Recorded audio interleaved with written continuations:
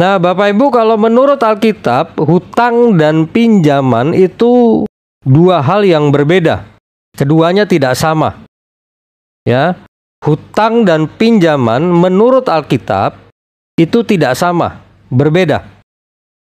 Nah, biasanya kalau orang atau seorang hamba Tuhan itu menerangkan soal hutang dan pinjaman, ayat-ayat yang dipakai itu Bapak Ibu bisa lihat yang ada di layar. Ini dua di antaranya.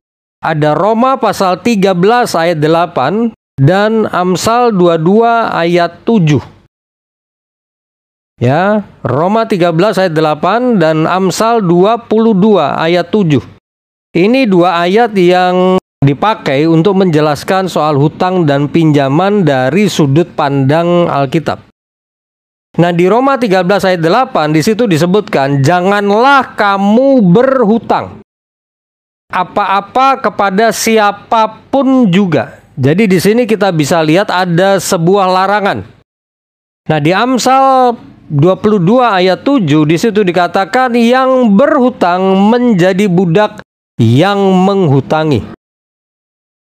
Nah, ini dua ayat yang cukup sering dipakai untuk menjelaskan soal hutang dan pinjaman versi Alkitab. Ya, bahkan Roma 13 ayat 8 itu juga dipakai untuk mengajarkan orang Kristen jangan berhutang.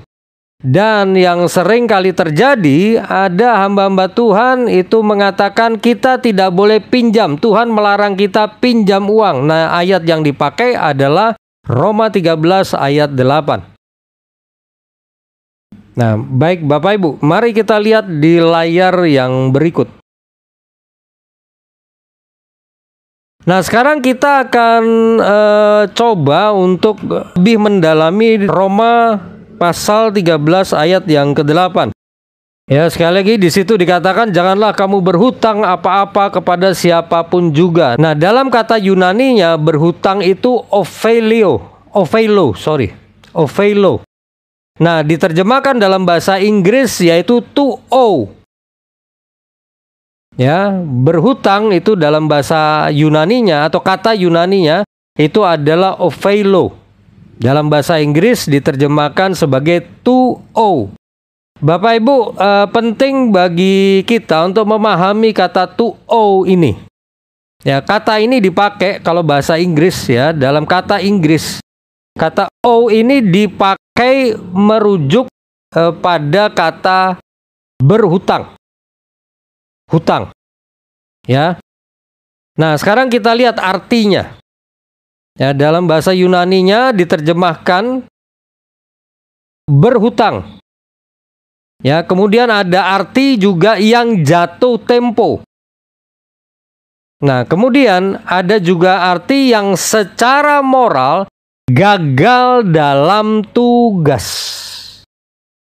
Jadi konotasi dari kata berhutang di sini ada makna yang negatif, yaitu secara moral gagal dalam tugas, atau ada arti juga yang jatuh tempo.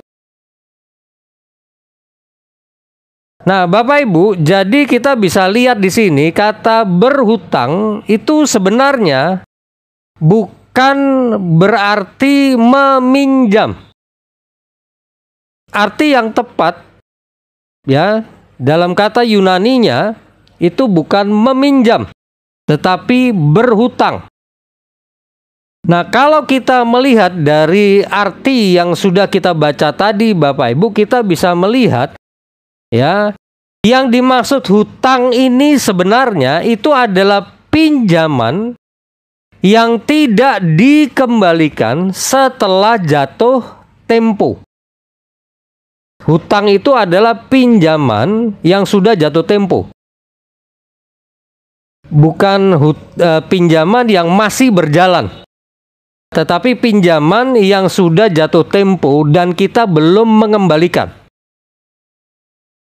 Ya, jadi itu dianggap sebagai gagal dalam melakukan tugas. Tugas apa? Tugas mengembalikan pinjaman. Itu arti dalam versi Alkitab. kata berhutang itu ada konotasi negatif ya, dan itu berhubungan dengan sebuah kewajiban yang tidak berhasil dilakukan. Ya, kemudian juga dikatakan yang jatuh tempo. Jadi berhutang itu adalah pinjaman yang sudah jatuh tempo dan kita belum mengembalikannya. Jadi kalau misalnya dikatakan seorang berhutang, itu artinya dia sudah gagal mengembalikan pinjamannya pada waktunya yang sudah disepakati. Itu sebenarnya sebuah pelanggaran. Ya, pelanggaran perjanjian keuangan.